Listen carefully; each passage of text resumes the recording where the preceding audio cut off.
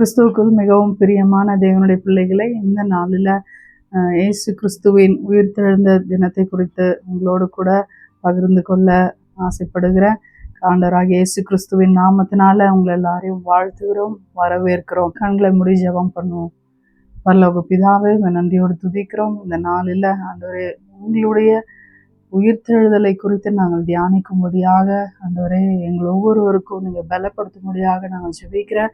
உங்களுடைய வார்த்தை கொண்டு நீர் பேசுவீராக. இந்த பிள்ளைகளுடைய இருதயத்தில், சிந்தையில் இந்த வார்த்தை கேட்கிற ஒவ்வொருத்தவங்களுடைய வாழ்க்கையிலையும் கர்த்தருடைய வல்லமை கிரியை செய்யும்படியாக உம்மை வரவேற்கிறோம். உம்முடைய ஆண்டவரே வேதத்தின் மகத்துவங்களை காணத்தக்கதாக எங்களுக்கு ஆண்டவரே பிரகாசம் உள்ள மனக்கண்களை கர்த்தர் தரும்படியாக நான் ஜெபிக்கிறேன். கர்த்தர் ஆசீர்வதிப்பீராக. இயேசுவின் நாமத்தினால பிதாவே. உங்க எல்லாருக்கும் இந்த நாளில் நான் உங்களோடு பகிர்ந்து கொள்ள விரும்புகிற காரியம் இயேசு கிறிஸ்துவின் உயிர்த்தெழுதலை குறித்து. ஈஸ்டர் தின வாழ்த்துக்களை உங்களுக்கு நாங்கள் சொல்லுகிறோம். இயேசு கிறிஸ்து உயிர்த்தெழுந்திருக்கிறார். லூக்கால சொல்லப்பட்டிருக்கு. லூக்கா 24:6 சொல்லுகிறது, அவர் இங்கே இல்லை, அவர் உயிர்த்தெழுந்தார். இயேசு கிறிஸ்து மரித்து அடக்கம் பண்ணப்பட்டது எவ்வளவு உண்மையோ அது அதே போல அவர் உயிர்த்தெழுந்ததும் அவ்வளவு உண்மையா இருக்கிறது. அவர் உயிர்த்தெழுந்ததுனால என்னென்ன காரியங்கள்லேருந்து நம்முடைய வாழ்க்கையில கர்த்தர் நம்மளை விடுதலை ஆக்கியிருக்கிறார் என்ற காரியங்களை குறித்து நான் உங்களோடு பேச விரும்புகிறேன். ரோமர் 7 சொல்லப்பட்டிருக்கு, கிறிஸ்து நமக்காக சாபமானார், பாவத்தின் சம்பளம் மரணம் என்று சொல்லப்பட்டிருக்கு. இயேசு கிறிஸ்து மரித்தார். எதுக்காக அவர் மரித்தார் என்றால், அவர் சிலுவையில் அவர் மரிக்கும்போது இந்த பூமியும் உலகமும் காரிருள் உண்டாயிற்று என்று சொல்லி வசனம் சொல்லுகிறது. இந்த உலகத்தின் எல்லா பாவங்களும் அப்படின்னா மனுஷனுடைய பாவங்கள் எல்லாமே அவர் மேலே வந்து இறங்கினது என்று சொல்லி வசனம் சொல்லுகிறது. அப்போது பாவத்தை சுமந்தவராய் இயேசு கிறிஸ்து கல்வாரி சிலுவையில் அடிக்கப்பட்டார். அப்போ அவர் சிலுவையில் இருக்கும் பொழுது சகல உலகத்தின் பாவங்களும் அப்படின்னா சர்வ சிருஷ்டிகளின் பாவங்களும், தேவ தூதர்கள் ஆண்டவரே மனுஷர்கள் எல்லாருடைய மீறுதல்களும் அவர் மேலே வந்து இறங்கிற்று. இயேசு கிறிஸ்து சிலுவையில் அறையப்பட்ட தினத்தில், அவர் சிலுவையில் தொங்கி இருக்கும்போது, அவர் உயிர்த்தெழும்பொழுது அவர் உயிர்த்தெழுந்தார். அவர் உயிர்த்தெழும்போது எது அவரை உயிர்த்தெழ வைத்தது? இன்றைக்கு உதாரணமாக நான் உங்களுக்கு சொல்லுகிறேன். இப்போ நான் ஒரு தண்டனைக்குட்பட்ட மனுஷனாக இருந்தேன்னா, நான் ஒரு பாவியாக இருந்தேன்னா, நான் ஒரு ஜெயிலில் இருக்கிற ஒரு கைதியாக நான் இருந்தேன்னா, நான் கைதியாக இருக்கிற நான் என்னை போல இன்னொரு கைதியை நான் விடுதலையாக்க முடியாது. ஆனால் இந்த கிறிஸ்து நமக்காக பாவமானார். அவர் பாவம் இல்லாதவராய் இருந்து அவர் நம்முடைய பாவங்களை சுமந்தார். அதுதான் இங்கே வந்து புரிந்து கொள்ள வேண்டிய விஷயம். மற்ற ரிலீஜியஸ் காரியங்களுக்கோ மற்ற ரிலீஜியஸ் டீச்சிங்க்கோ இதுக்கும் உள்ள வித்தியாசம் என்னவென்றால், கிறிஸ்து பாவம் இல்லாத பலியாய் நமக்காய் பலியானார். அவருடைய பலி, அவர் பாவம் இல்லாதவராய் இருந்ததுனால மரணம் அவரை மேற்கொள்ள முடியவில்லை. இதையும் நான் ஹைலைட் பண்ணி காட்ட விரும்புகிறேன். ரோமரில் சொல்லப்பட்டிருக்கு, பாவத்தின் சம்பளம் மரணம்.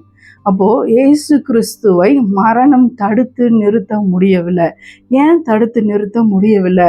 அவர் பாவம் இல்லாதவராய் நம்மளுடைய எல்லா பேருடைய பாவத்தையும் சுமந்து கொண்டு நமக்காக அவர் பலியாகும்படியாக அவர் பரிசுத்த இரத்தத்தை பலியாக நமக்காக சிந்தினார். அதனால மரணம் அவரை கட்டி வைக்க முடியவில்லை. ரோமரில் சொல்லப்பட்டிருக்கு, பாவத்தின் சம்பளம் மரணம், தேவனுடைய கிருபை வரமோ நம்முடைய கர்த்தராக இயேசு கிறிஸ்துவினால உண்டான நித்திய ஜீவனாய் இருக்கிறது. ரோமர் 6:22-23 பாருங்களேன். இப்பொழுது நீங்கள் பாவத்தினின்று விடுதலையாக்கப்பட்டு தேவனுக்கு அடிமைகள் ஆனதினால் பரிசுத்தமாக்குதல் உங்களுக்கு கிடைக்கும் பலன் முடிவோ நித்திய ஜீவன். பாவத்தின் சம்பளம் மரணம், தேவனுடைய கிருபை வரமோ நம்முடைய கர்த்தராக இயேசு கிறிஸ்துவினால் உண்டான நித்திய ஜீவனாக இருக்கிறது. ஏற்கனவே நான் வந்து உங்களுக்கு சொன்ன மாதிரி, நான் ஒரு கைதியாக இருக்கும்போது, நான் ஒரு தண்டனைக்குட்பட்டவனாக நான் இருக்கும் பொழுது, அப்படின்னா நான் தப்பு செஞ்சு நான் தண்டனைக்குட்பட்டவனாக இருக்கும்போது, நான் ரத்தம் கொடுத்து நான் உயிரை கொடுத்தாலும் நான் இன்னொருத்தவங்களை மீட்டுக்கொள்ள முடியாது. அப்போ எங்க அந்த பெலன் எது பெலன் செய்கிறதுனா, அவர் பாவம் இல்லாதவராய் அவர் நம்முடைய பாவங்களை அவர் சுமந்து கொண்டார். அப்படின்னா நான் பாவியாய் இருக்கிற என்னை காட்டிலும் பரிசுத்தமாய் இருக்கிற ஒரு மனுஷன் என்னுடைய பாவத்தை சுமந்ததுனால நான் பரிசுத்தமாக்கப்படுகிறது அதிக உறுதியா இருக்கிறது, அது அதிக நிச்சயமா இருக்கிறது. இந்த உயிர்த்தெழுதலின் தினத்துல அவர் எதெல்லாம் உயிர்த்தெழுந்தார்? அவர் பாவத்தை ஜெயித்தவராய் அவர் உயிர்த்தெழுந்தாருங்க. வசனம் சொல்லுது, பாவத்தின் சம்பளம் மரணம்.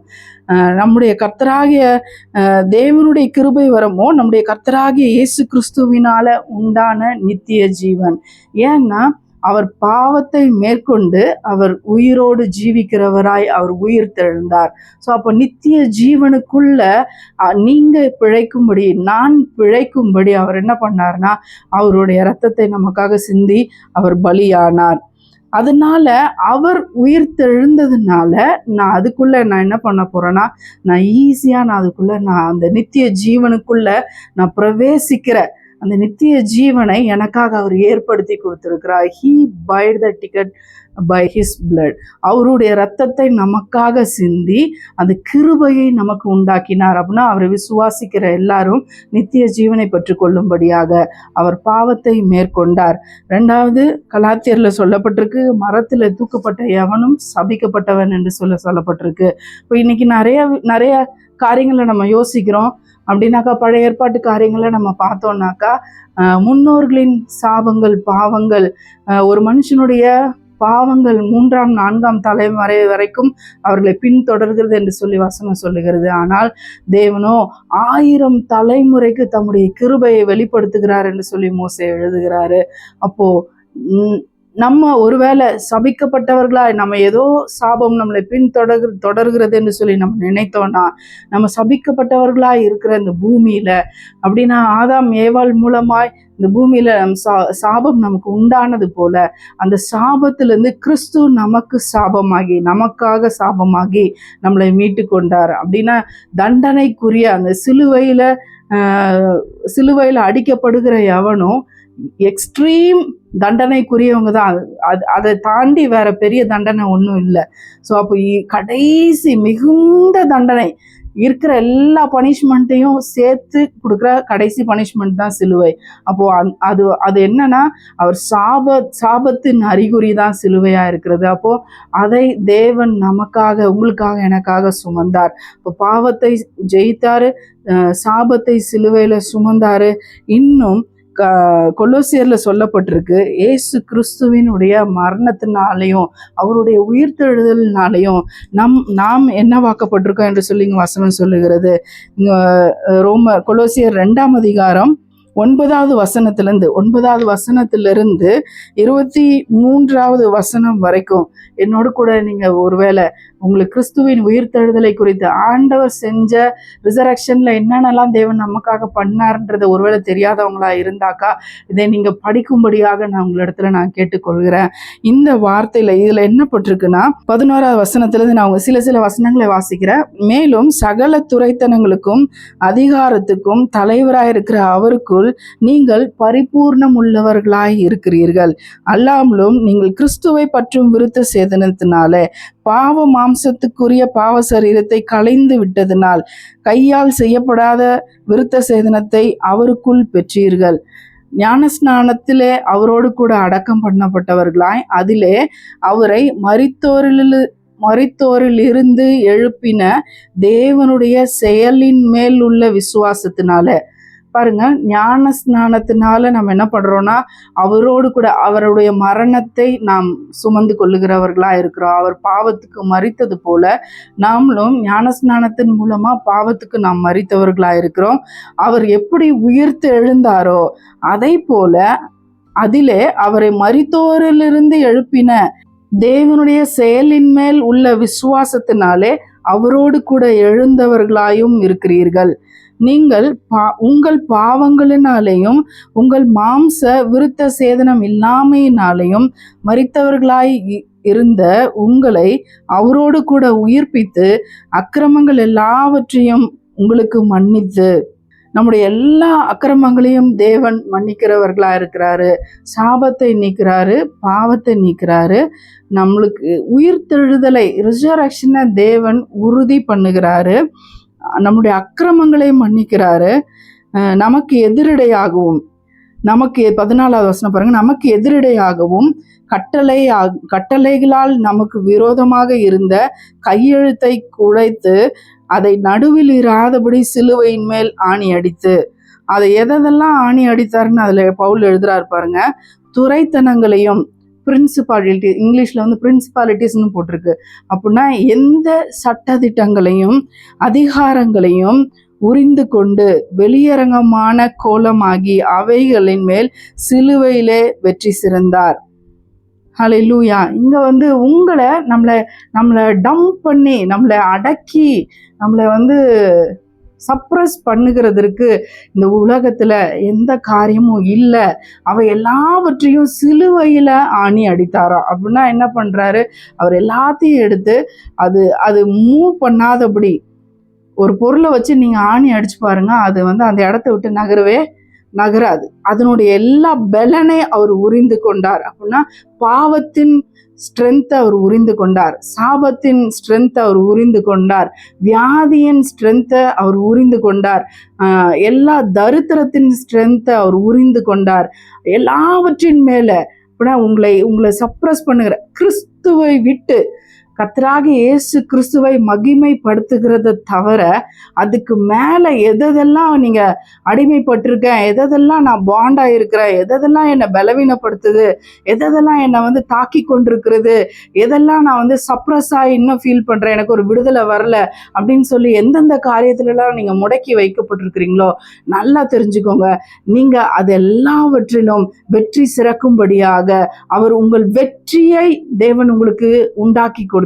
ஹல்லேலூயா.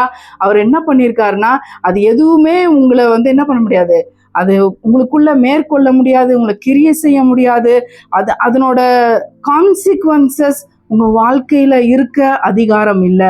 அது எப்போ உங்களுக்குள்ள அது கிரியை செய்யும்னா, நீங்க உங்க சிந்தையில நீங்க அதை பற்றிதான தெளிந்த புத்தி இல்லாதவர்களாய் இருக்கும் பொழுது. ஹல்லேலூயா. இன்னைக்கு அநேக கிறிஸ்தவ பிள்ளைங்களோ, ஆண்டவரை அறிந்த பிள்ளைங்களோ, விசுவாசிங்களோ நம்ம என்ன பண்ணிட்டு இருக்கோம்னா, இன்னும் நான் பாவத்துல இருக்கேன், ஈஸியா நம்ம சொல்லிடுறோம், அந்த பாவத்துல இருந்து என்னால விடுதலை ஆக முடியல, நான் இந்த சாபத்துல இருக்கேன், இந்த சாபத்துல இருந்து என்னால விடுதலை ஆக முடியல, நான் அடிக்ஷன்ல இருக்கேன், என்னால அதுல இருந்து விடுதலை ஆக முடியல, நான் வியாதியில இருக்க, வியாதி என்ன ஓவர்டேக் பண்ணிட்டு இருக்கு, என்ன சிக்னஸ் என்ன ஓவர்டேக் பண்ணிட்டு இருக்கு, டிப்ரெஷன் என்ன ஓவர்டேக் பண்ணிட்டு இருக்கு, நான் ஆங்ஸைட்டில இருக்கேன், நான் துக்கத்துல இருக்கேன், நான் லோன்லியா இருக்கேன். அப்படி பார்த்தோன்னா நிறைய காரியங்கள், நம்ம அது ஒரு லிஸ்டே போட்டு போனா அதுக்கு ட்ரீட்மெண்ட்டுன்னு பார்த்தீங்கன்னா அதுக்கு நிறைய விஷயங்கள் இருக்கு. ஆனா கிறிஸ்து என்ன பண்ணியிருக்காருன்னா, அவை எல்லாவற்றையும் சிலுவையின் மேல் வைத்து ஆணி அடித்து, ஸோ ஹி நெயில்ட் இட். அப்படின்னா அதனோட வேர் உங்களுக்குள்ள கிரியை செய்ய அதிகாரம் இல்லை என்பதை நான் ஆண்டவருடைய பிள்ளையாய் அதிகாரத்தோடு நான் உங்களுடைய வாழ்க்கையை நான் பார்த்து நான் பேசுகிறேன். உங்களை சாபங்கள் மேற்கொள்ள அதிகாரம் இல்லை, மரணம் மேற்கொள்ள அதிகாரம் இல்லை, வியாதி மேற்கொள்ள அதிகாரம் இல்லை, துக்கங்கள் உங்களை சூழ்ந்து கொள்ள அதிகாரம் இல்லை, படுக்கையில் இருக்கிறதே உங்களுக்கு அதிகாரம் இல்லை. வியாதியில நீங்க ஒருவேளை படுக்கையில் இருப்பீங்கன்னா அதிலே நீங்க இருப்பது அதிகாரம் இல்லை. எப்பொழுது அப்படின்னாக்கா, கிறிஸ்துவை அறிகிற அறிவினால உங்க சிந்தையும் உங்க வாழ்க்கையும் நிரப்புகிறவர்களாய் நீங்க இருக்கும் பொழுது இதை யாருமே கொடுக்க முடியாதுங்க. இந்த உலகத்துல நீங்க என்ன வேணா நீங்க இமேஜின் பண்ணி பாருங்க, இயேசு கிறிஸ்துவை தவிர இந்த காரியங்களை இந்த பூமியில கொடுக்க ஒரு மனுஷனும் இதுக்கு முன்னையும் இல்லை, இதுக்கு பின்னையும் இல்லை. நான் உங்களுக்கு உறுதியாய் சொல்லுகிறேன், இயேசு கிறிஸ்து உயிர்த்தெழுந்தார். அவர் நித்திய ஜீவன் உள்ளவராய் உயிர்த்தெழுந்தார். அவரை விசுவாசிக்கிறவர்கள் எவர்களோ அவர்களுக்குள்ளே அந்த நித்திய ஜீவன் கிரியை செய்கிறது. அப்படின்னா நீங்க வந்து you are born to live eternal. அப்படின்னா நீங்க நித்திய ஜீவன்ல வாழும்படியாக கிறிஸ்து உங்களை ஏற்படுத்தினார். ஹல்லேலூயா. நம்ம இன்னைக்கு அநேக துர்ச்செய்திகளை நம்ம கேட்போம், ஆக்சிடென்ட்ஸ் கேட்போம், அநேக சின்ன குழந்தைங்க இறந்து போறாங்க, பெரியவங்க இறந்து போறாங்க, அநேகருடைய மரணங்களை நம்ம கேட்கிறோம், இழப்புகளை நம்ம கேட்கிறோம், லாஸ் அண்ட் டேமேஜஸ் நம்ம கேட்கிறோம். நீங்க உங்களுடைய சூழ்நிலைகள், நீங்க பார்த்து கொண்டிருக்கிறவங்க கேட்கிறவங்களுடைய சூழ்நிலைகள் எப்படிப்பட்டதா இருந்தாலும் பரவாயில்ல, கிறிஸ்து உங்களுக்குள் நித்திய ஜீவனை தருகிறவராயிருக்கிறார். ஹல்லேலூயா. அவர் உயிர் தெழுந்தார். அவர் எதெல்லாம் உயிர் தெழுந்தார்னா இதெல்லாத்தையும் ஜெயித்துட்டு அந்த ஜெயித்த அவருடைய பரிசுத்த ரத்தத்தை கொண்டு போய் சிங்காசனத்துல, கிருபையின் சிங்காசனத்துல அவர் கொண்டு போய் அவருடைய ரத்தத்தை தெளிக்கிறார். ஹல்லேலூயா. ஆம்பேலுடைய ரத்தம் பேசினதை பார்க்கிலும் இயேசு கிறிஸ்துவின் ரத்தம் உங்களுக்காய் எனக்காய் இன்றைக்கும் பரிந்து பேசி கொண்டிருக்கிறது. Still it's fresh and it's recommending for you and me. இன்றைக்கும் அது உங்களுக்காக.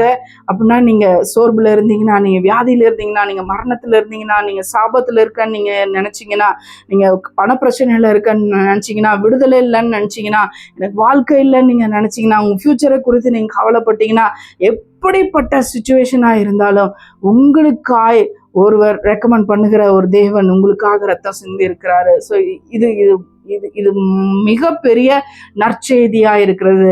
இயேசு கிறிஸ்துவின் உயிர்த்தெழுதலை நீங்க தியானிக்கும் போது அவர் ஜீவிக்கிறவரா இருக்கிறாரு, நீங்க ஜீவிக்கிறவரா இருக்கிறீங்க. அவர் எல்லாவற்றையும் ஜெயித்தவரா இருக்கிறாரு, நீங்க எல்லாவற்றையும் ஜெயிக்கிறவர்களா இருக்கிறீங்க. அவர் உங்களுக்கு ஜெயிக்கிறதற்கான பலனை அவங்க ஏற்கனவே அவர் சிருஷ்டித்துட்டாரு. அவர் சக்சஸ் அவங்களுக்கு உண்டு பண்ணிட்டாரு, அவர் வெற்றியை உண்டு பண்ணிட்டாரு. நீங்க போய் அதை பெற்றுக்கொள்ள வேணும். அதை எப்படி போய் நீங்க பெற்றுக்கொள்றீங்க? அதை நீங்க துக்கத்தோடு, கிளேசத்தோடு, சோர்ந்து போய், உருண்டு விழுந்து பின்னாடி போய் அப்படி இல்லை. சந்தோஷமா கிறிஸ்து நமக்காக வைத்திருக்கிற சிலுவையின் வெற்றியை நீங்க விசுவாசத்துல நீங்க பெற்றுக்கொள்கிறவர்களாய். அதுதான் இங்க கொலோசியர்ல 12ஆம் வசனத்துல சொல்லுகிறது. தேவனுடைய செயலின் மேல் உள்ள விசுவாசத்தினாலே அவரோடு கூட எழுந்தவர்களாய் இருக்கிறீர்கள். ஹல்லேலூயா. நீங்க அவரோடு கூட உயிர்த்தெழுந்தவர்களாய் இருக்கிறீங்க. இந்த வார்த்தையை யார் கேட்குறீங்களோ நீங்க அவரோடு கூட உயிர்த்தெழுந்தவர்களாய் இருக்கிறீங்க. உங்கள் பாவங்களினாலையும் உங்கள் மாம்ச விருத்த சேதனம் இல்லாமையினாலையும், விருத்த சேதனம்ன்றத அந்த அந்த பேரை நம்ம விட்டுருவோம். அப்படின்னா நீங்க ஒரு பை யுவர் ஆக்ஷன், உங்களுடைய செயலினால ஒன்றை நீங்க கிறிஸ்துவினிடத்திலிருந்து பெற்றுக்கொள்ள வேண்டியதில்லை. கிறிஸ்து உங்களுக்காக எல்லாவற்றையும் செய்து முடித்தார்.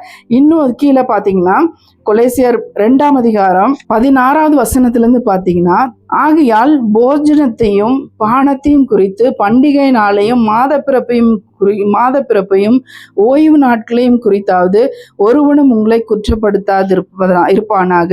அவைகள் வரும் காரியங்களுக்கு நிழலா இருக்கிறது. அவைகளின் பொருள் கிறிஸ்துவை பற்றினது. கணுக்களாலும் கட்டுகளாலும் உதவி பெற்று இணைக்கப்பட்டு தேவனுடைய வளர்ச்சியாய் வளர்ந்தேறுகிற சரீரம் முழுவதையும் ஆதரிக்கிற தலையை பற்றி கொள்ளாமல். இங்க பவுல் எழுதும் போது எழுதுறாரு, இந்த சரீரத்தை, என் சரீரத்தை ஃபுல்லா, இந்த தலை இல்லாம என் சரீரம் மட்டும், கை இப்படி ஆடி கால் இப்படி ஆடிட்டு இருந்தா எப்படி இருக்கும் யோசிச்சு பாருங்க. என் கால் மாட்டு நடந்து போனா அது எங்க போகுதுன்ற ஃபோக்கஸ் அதுக்கு இருக்காது. கொஞ்சம் தூரம் போகும், அதுக்குள்ள லைஃப் இல்லாததுனால, ஏன்னா தலை இல்லை, லைஃப் இல்லாதனால அது எங்கேயோ அது விழுந்து கிடக்கும். என் பாடி எங்கேயோ விழுந்து கிடக்கும். தலை இல்லாமல் நீங்கள் யோசிச்சு பாருங்க. என் கை ஆடும், இங்காடும், அது பர்பஸ் இல்லாமல் அது இருக்கும். ஸோ கிறிஸ்து தலையாய் இருக்கிறபடினால அவர் உங்களுக்கு பண்ணின எல்லாவற்றிலும், அப்படின்னா பவுல் எழுதும்போது எழுதுறாரு, நீங்க சரீரம் முழுவதையும் ஆதரிக்கிற தலையை பற்றி கொள்ளாமல், அப்படின்னா இயேசு கிறிஸ்துவை நீங்க பற்றி கொள்ளாம உங்க வாழ்க்கையில நீங்க வேற எதை ப்ரையாரிட்டியா நீங்க வச்சாலும், அப்படின்னா எப்படி சொல்றது, எல்லா ரிலீஜியஸ் ஆக்ஷன்ஸ், எல்லா ட்ரெடிஷ்னல் காரியங்கள், எல்லா அந்த உலகத்தின் பிரின்சிபாலிட்டிஸ், அப்படின்னா நாட்களை வெள்ளிக்கிழமை, செவ்வாய்க்கிழமை, சனிக்கிழமை, இல்லை ஞாயிற்றுக்கிழமை, இல்லைன்னா ட்ரெஸ்ஸு, நான் இந்த ட்ரெஸ்ஸு அந்த ட்ரெஸ்ஸு, எதையாவது ஒன்று பண்ணி நான் இப்படிதான் பண்ணி கிறிஸ்துவனிடத்துல வருவதற்கு அவசியம் இல்லை பிரியமானவர்களே. அதை கிறிஸ்து செய்து முடித்தார். ஹல்லேலூயா. தேவ தூதர்களானாலும் மனுஷர்களானாலும், அப்புறம் தேவ தூதர்கள் கூட பாவம் செய்ய முடியாதபடிக்கு கிறிஸ்து அவர் வெற்றி சிறந்தார். அப்படின்னாக்கா தேவ தூதர் பாவம் செய்யறதுக்கு ஆண்டவர் ஒரு வழி வச்சிருந்தாருன்னா, பிசாசுக்கு அந்த ஒரு வழி போதும் கிறிஸ்துவை ஜெயிக்கிறதற்கு. ஸோ எந்த பிரின்சிபாலிட்டிஸும், எந்த அதிகாரமோ, எந்த சத்ருவின் தந்திரங்களோ, தேவ தூதர்களோ, வரும் காரியங்களோ, நிகழ்காரியங்களோ, கிறிஸ்துவின் ரிசரக்ஷனுக்கு ஈடானது எதுவுமே கிடையாது. அதை ஓவர் கம் பண்ற ஒரு காரியம் எதுவுமே கிடையாது. கிறிஸ்து எல்லாவற்றுக்கும் தலையா இருக்கிறவரா இருக்கிறாரு. அவர் ஜெயித்த எல்லா காரியத்தையும் அவரால் நீங்கள் ஜெயிக்கிறவர்களா இருக்கிறீங்க. Hallelujah. Not by your actions but by believing him. அவரை விசுவாசிக்கும் பொழுதும், அவரை நீங்க ஏற்றுக்கொள்ளும் பொழுதும், ஆண்டவரே நீங்க என் கூட எல்லாவற்றையும் ஜெயித்த தேவன் என்னோடு கூட இருக்கிறார் என்று சொல்லி நீங்க விசுவாசிக்கும் போது நீங்க அதுல வெற்றி சிறக்கிறவர்களா இருக்கிறீங்க. எதெல்லாம் இப்போ ஸ்பெஷலா வச்சுக்கிறோமோ, வெள்ளிக்கிழமை ஸ்பெஷலா வச்சுக்கிறவங்க, ஞாயிற்றுக்கிழமை ஸ்பெஷலா வச்சுக்கிறவங்க, இல்ல சனிக்கிழமை ஸ்பெஷலா வச்சுக்கிறவங்க, இல்ல ஃபாஸ்டிங்கை ஸ்பெஷலா வச்சுக்கிறவங்க, இல்ல ஜுவல்ஸ் போடுறது ஸ்பெஷலா வச்சுக்கிறவங்க, ஜுவல்ஸ் போடாதது ஸ்பெஷலா வச்சுக்கிறவங்க, முக்காடு போடுறது ஸ்பெஷலா வச்சுக்கிறவங்க, not by pleasing by our actions. ஒரு செயல்னால தேவனிடத்துல நீங்க சேருவீங்க அப்படின்னாக்கா அது வெறுமையா இருக்கிறது. அது என்ன பண்ணுனா, அது மாம்சத்தை பற்றினதே அல்லாமல், பவுலுங்க திரும்பவும் எழுதுற, அதுல கன்ஃபியூஷன் வரக்கூடாதுன்றதுக்காக நம்ம மறுபடியும் நான் உங்களுக்கு அதை நான் சொல்றேன். என்னன்னாக்கா இதெல்லாம் கிறிஸ்துவை பற்றினதே, அவைகள் வரும் காரியங்களுக்கு நிழலா இருக்கிறது, அவைகளின் பொருள் கிறிஸ்துவை பற்றினதே. அப்படின்னா கிறிஸ்துவை தவிர எதையுமே நம்ம மென்மையாய் நம்ம வைக்க முடியாது. ஸோ அவர் உயிர் தெழுந்தார், அவரோடு கூட நீங்க உயிர் தெழப்பட்டிருக்கீங்க. உங்களை மேற்கொள்ளுகிற எல்லா காரியத்திலும் நீங்க உயிர் தெழப்பட்டிருக்கிறீங்க. ஹல்லேலூயா. இந்த திரும்பவும் பவுல் எழுதுகிற இந்த வசனத்தை மட்டும் நான் உங்களுக்காக வாசிக்க விரும்புகிறேன். 18 கொலேசியர் 2ஆம் அதிகாரம் 18, 19, 20, 21, 22, 23 ஆகிய வசனங்களை நான் உங்களுக்காக வாசிக்கிறேன். கணுக்களாலும் கட்டுக்களாலும் உதவி பெற்று இணைக்கப்பட்டு தேவனுடைய வளர்ச்சியாய் வளர்ந்தேறுகிற சரீரம் முழுவதையும் ஆதரிக்கிற தலையை பற்றி கொள்ளாமல், கிறிஸ்துவை நீங்க பற்றி கொள்ளாமல், மாயமான தாழ்மையிலும் தேவ தூதர்களுக்கு செய்யும் ஆராதனையிலும் விருப்பமுற்று காணாதவைகளிலே துணிவாய் நுழைந்து தன் மாம்ச சிந்தையினாலே வீணாய் இருமாப்பு கொண்டிருக்கிற எவனும் உங்கள் பந்தய பொருளை நீங்கள் இழந்து போகாதபடிக்கு உங்களை வஞ்சியாது இருக்க பாருங்கள். நீங்கள் கிறிஸ்துவுடனே கூட உலகத்தின் வழிபாடுகளுக்கு மரித்ததுண்டானால் இன்னும் உலக வழக்கத்தின்படி பிழைக்கிறவர்கள் போல மனுஷனுடைய கற்பனைகளின்படியும் போதனைகளின்படியும் நடந்து, அப்போ ட்ரெடிஷ்னலா நம்ம ஒரு காரியத்தை இயேசு கிறிஸ்துவின் உயிர்த்தெழுதலுக்கோ இல்ல கிறிஸ்துவை நீங்க சேர்றதுக்கோ அதை நீங்க கம்பேரிட்டிவா நீங்க கொண்டு வர முடியாது. அதை ஒரு எலிஜிபிலிட்டியான ஒரு விஷயமா கொண்டு வர முடியாது என்பதை நான் உங்களுக்கு புரியும்படியாக நான் சொல்லுகிறேன். இயேசு கிறிஸ்துவை விசுவாசத்தினால, அதனாலதான் அவர் சொல்றாரு நாட் பை ஆக்ஷன். நீங்க எதையோ ஒன்று செஞ்சுட்டு தான் நீங்க வரணும்னாக்கா we are failed. கிறிஸ்து மரித்தது வீணா இருக்குமே என்று சொல்லி பவுல் சொல்றாரு. பாவமும் நியாயப்பிரமாணம் பலன் செய்யுமானால் கிறிஸ்து மரித்தது வீணா இருக்குமே என்று சொல்லி அவர் சொல்றாரு. அப்போ அவர் மரித்தார், அது எல்லாவற்றையும் உங்களுக்காக எல்லாவற்றையும் அவர் ஜெயித்தவராய் ஜெயிக்கும்படியாக அவர் ஜெயித்தார். உங்களுக்காக இன்னும் பரிந்து பேசி கொண்டிருக்கிறார். எதுக்காக? நீங்க அதை விசுவாசிக்கும் போது you will get the strength from there. நீங்க அதை விசுவாசிக்கும் போது எல்லாவற்றையும் ஜெயிக்கத்தக்கதான பலனை அவர் உங்களுக்கு கொடுக்கிறவராய் இருக்கிறாரு. ஹல்லேலூயா. இதுதான் இயேசு கிறிஸ்துவினுடைய உயிர்த்தெழுந்த நாளுக்குரிய சிறப்பா இருக்கிறது. ஹல்லேலூயா. ஈஸ்டர் டேவுடைய சிறப்பான மெசேஜ் தான். அவர் எல்லாவற்றையும் உங்களுக்காக ஜெயித்தார். அதனால நீங்க ஜெயித்தவர்களா இருக்கிறீங்க. நீங்க ஜெயித்தவர்களா இருக்கிறீங்கன்னு சொல்லி நான் உங்களை உற்சாகப்படுத்துகிறேன். சந்தோஷமா இருங்க. இந்த நாட்களின் சந்தோஷத்தை தேவன் உங்களுக்கு தருவாராக. ஹல்லேலூயா. கண்களை முடிஞ்சவன் பண்ணுவோம். பரலோக பிதாவே, நன்றியோடு துதிக்கிறோம். உங்களுடைய வார்த்தையினால் ஆண்டவரே உங்க பிள்ளைகளை நீங்க தேற்றுவீராக, பலனடைய செய்வீராக. உங்க பலன் ஆண்டவரே, உங்க உயிர்த்தெழுதலின் பலன் எங்களுக்குள்ளே ஜீவனாய் ஊறுவதாக என்று சொல்லி நான் ஆண்டவரே ஒவ்வொருவருக்கும் நான் பேசுகிற, நீங்க ஆண்டவரே ஆவியாயும் ஜீவனுமாயும் இருக்கிறீங்க. உங்களுடைய வார்த்தை ஆவியாயும் ஜீவனுமாய் இருக்கிறது. அது ஒவ்வொருவர்களுக்குள்ளும் பிரவேசித்து அவங்களை ஆண்டவரே பலனடைய செய்வதாக. ஆண்டவருடைய ரெசரக்ஷன் பவர் ஆண்டவரே ஒவ்வொருத்தவங்க மேலையும் ஆண்டவரை கிரியை செய்யும்படியாக நான் ஜெபிக்கிறேன். விடுதலை உண்டாவதாக, அற்புதங்கள் நடப்பதாக, சுகம் உண்டாவதாக. எந்தெந்த காரியங்கள்ல விசுவாசிக்கிறாங்களோ அதுல தேவன் அற்புதங்களை செய்ய நீங்க உண்மையுள்ளவராக இருக்கிறதுக்காக ஸ்தோத்திரம். உமக்கு நாங்கள் கனத்தை மகிமை நான் அந்த நேரத்துல செலுத்துகிறேன். இயேசுவின் நாமத்தினால ஜெபிக்கிற பிதாவே, ஆமென்.